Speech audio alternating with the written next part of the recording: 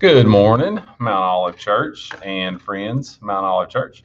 Andrew Short here with you on this Friday morning. Hopefully, you're having a good one.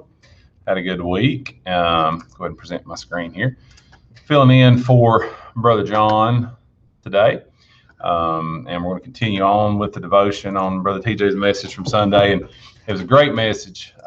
It was awesome to be back in the sanctuary. It's funny. I've certainly enjoyed being in different venues. I was thinking back, it seems so long ago in some ways that we were at the fairgrounds and that very first time in cars and honking the horns and, never thought I would cry over the horns honking, but, and then into the gym and in the outside and on the pirate ship and, how far it's kind of came but how good it was there Sunday to be back. You can certainly worship God anywhere, but it just seems like that building, that space is just so awesome, I guess, to be back in. So certainly happy with that. Loved the message. Great message, needed message, certainly for me, I think for our world as a whole. And most of the guys this week, hopefully you got a chance to listen to their devotions, but most of us have kind of focused on what the kind of the main idea of Sunday sermon was, and that of course is compassion.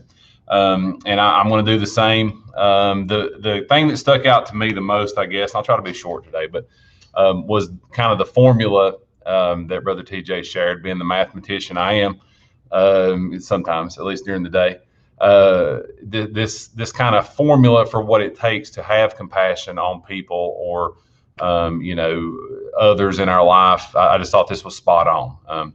It's not just something you do. These are the things that kind of add up to that. Excuse me. Then we'll talk about what I think is obviously the ultimate example of that. But to know, and TJ said there on Sunday, that's the sympathy part of it, to know what somebody's going through. And I think of, things in our lives that God has allowed us to go through that we can relate with people. Maybe that somebody else can't. That's kind of what I think of in terms of sympathy. And then also to feel plus the feeling, that's the empathy, putting ourselves in somebody else's shoes or, again, kind of going through stuff that somebody's actually went through. It's hard.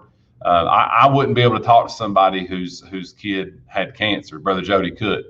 I could talk to someone who's lost their mother or their father. Their father, I don't know what it's like a little bit. Every situation is different, but I certainly think that goes along with it. But then that third step there, that action step, and of course, Brother TJ was talking about the action that Jesus took for us. But sometimes that's the part where I lack, is going ahead and taking that next step of doing something about it or going and talking or being available there to have it. But all that equals up to compassion. I thought that was that was an awesome formula there.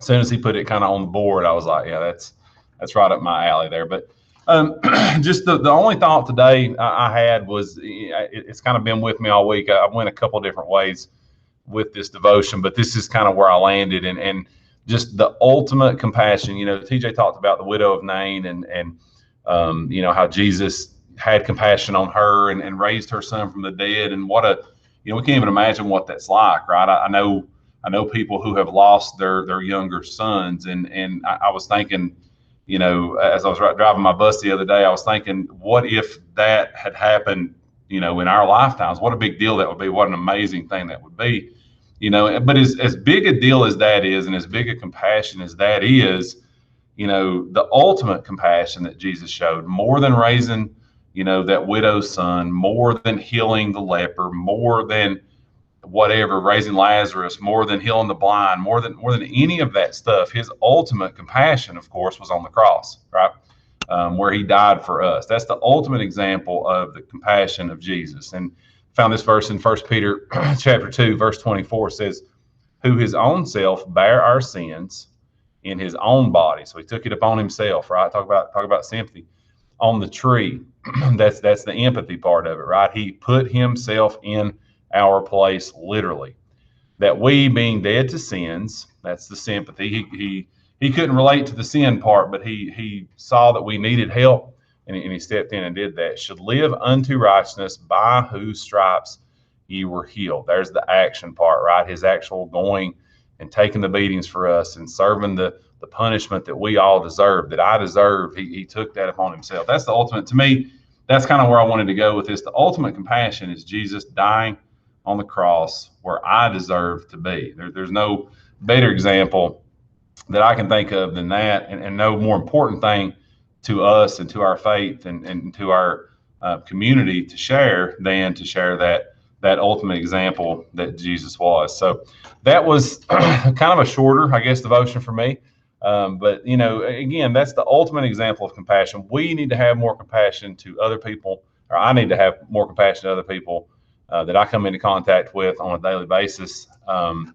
But, that's kind of the ultimate, to me, example is Jesus on the cross for us, the sympathy that he showed, the empathy that he had, the action that he took for us is unparalleled. And I'm certainly thankful to him for it. I don't know where I would be without it. Hopefully you are too. But that'll do it for today. Hopefully we will get to see you guys Sunday and back in church. Get ready to hopefully help out with some mows next week. Excited about that as Sean and I try to put the end on some of the skits here and looking forward to that. So jump in, help us with that. We love you guys. Hope you have a great day. See you guys on Sunday.